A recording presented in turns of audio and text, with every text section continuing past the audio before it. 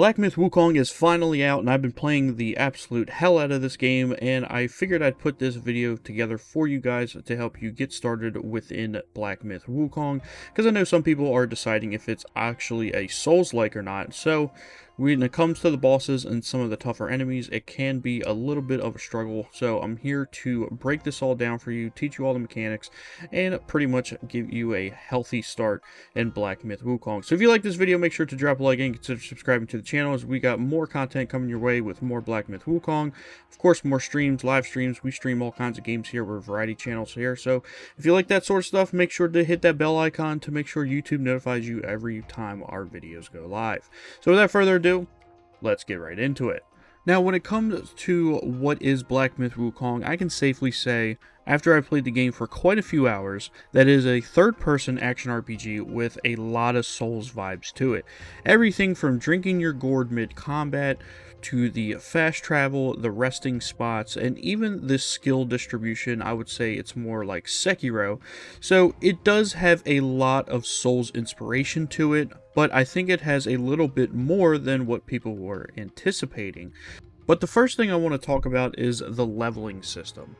As I stated earlier, the leveling system is quite similar to how Sekiro was. As you defeat enemies and or bosses, you'll gain XP, and as you fill up the XP bar, you'll gain a spark. And essentially what a spark is basically a skill point that you can distribute between multiple different types of skills that you can unlock for Black Myth Wukong. You have your foundation, different staff stances, and you have all kinds of different spells and transformations that you can assign points to. Now, the unique thing about this is that every time you die, it doesn't seem like you'd lose progress and or resources towards the next spark.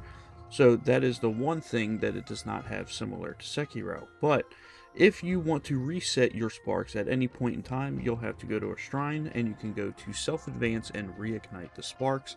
And you can just hold down the button, as you see there in the middle, and you can reset and allocate your different skill points at any point in time. And while we are at the shrine here, the shrine has a lot of unique tools that you can utilize, almost to similar how Elden Ring's Sites of Grace, where you could do multiple things while you're here. You can rest, you can craft different weapons and armor, as you see here in the background gameplay, as you can craft all kinds of different types of staves, and all of them have unique effects, and they have a certain attack rating and or crit chance or any other kind of bonus that we'll have with that weapon. And the same thing goes for the armor.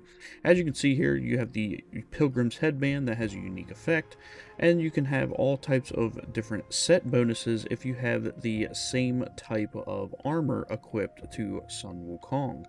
And you'll get all types of different set bonuses, and even each of piece armor will also have a unique effect as well, so you'll have an extra effect on top of the set bonus effect. And then also you can see here that you can equip different types of wines that you can place into your gourd. The first one you'll always start with is the coconut wine, and then you can apply soaks, and what soaks are pretty much a passive bonus that apply to when you are using your gourd mid-combat.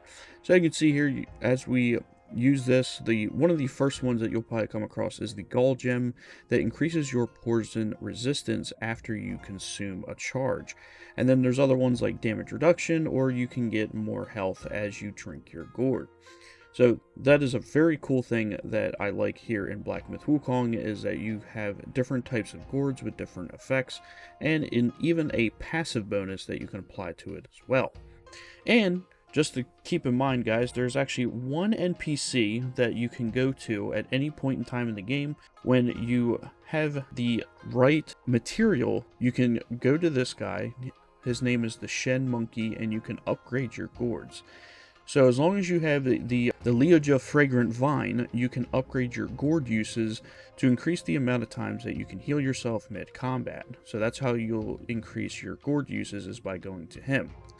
And you can also upgrade your drinks as well, so you can upgrade your common coconut wine, or this one that I found here in chapter 2, which is the lamb brew. You can also upgrade that as well, and that'll give you an upgraded bonus effect to your Gourd.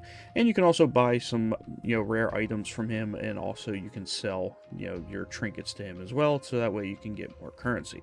So just one thing to keep in mind when it comes to the Gourd. Now, another really cool mechanic here in Black Myth Wukong is spirits. Now, essentially what spirits are is after you defeat a special enemy or a mini-boss, you gain their power, and you get some kind of bonus effect along with a short attack that you can do while you have it equipped. So you can see here the frog here, you do these tongue swipes, but as I have this equipped, it moderately reduces the stamina cost for jumps and jump attacks. So if you're going across the land and you see these special elite enemies that have like a blue flame aurora around them, or like I said, some of the mini bosses that you'll come across while on your travels, you'll have this option to absorb their power with these blue or purple little wisps that you can absorb with your gourd, which you gain this while talking to the old man in chapter 1. And you can also upgrade these by going to your shrine. All you need is some will, which is actually just the standard currency here in Black Myth Wukong, just for defeating enemies or finding them in chests. So you can go here to your shrine and actually use cultivate spirits, and you can upgrade them and they'll have much more greater effects. And one last thing that you can do at your shrine is, of course, make medicine. So these are just little consumables that you can create with different materials that you'll find throughout the landscape by picking up plants and all kinds of stuff in all the different chapters. And you'll have all kinds of different effects, like raising your maximum health, giving you shock resistance, poison resistance, increased attack, or increased focus generation, and all sorts of kind of effects that you can make to help aid you on your quest. Now, one last thing I want to talk about with Black Myth Wukong is the Curios. Now, basically what these are 2 slots that you'll get in the very start of the game, and I believe you still have 2 throughout the entire game, but these are essentially 2 accessory slots, kind of like Elden Ring with like the talismans, or like Remnant 2 when it comes to like rings or amulets. So these are just little trinkets that you can equip that give you passive bonus effects, and you only get 2 of them, so you can pick out different kinds of play styles that you want to do and all sorts of stuff. So just keep in mind that you'll have 2 to choose from, and as you collect more of them on your journey, you can equip them at any time to give you all kinds of different effects. So for example, the ones I have equipped here give you a bonus increase in defense, and also gives you bonus stamina when you hit a perfect dodge. And that is pretty much everything that I wanted to break down here in Black Myth Wukong within this starter guide or beginner's guide for those of you that are just starting out and kind of learning the ropes of the game. I know it's kind of new, but it also has a lot of, like I said in the beginning, a lot of Souls-like features when it comes to the combat and the exploration.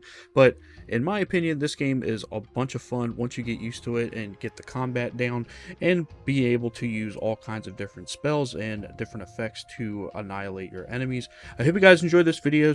Make sure to drop a like and consider subscribing for more content coming your way. If you want early access to videos such as this one, make sure to click the links down in the description below, and also join our Discord, as we got tons and tons of more content coming your way with all kinds of live streams and all kinds of content with all the new games coming out. So if you're into that sort of thing, make sure to hit that bell icon so that way YouTube can notify you every time our videos go live. I hope you guys have an awesome rest of your day, and I'll see you all in the next video. Deuces.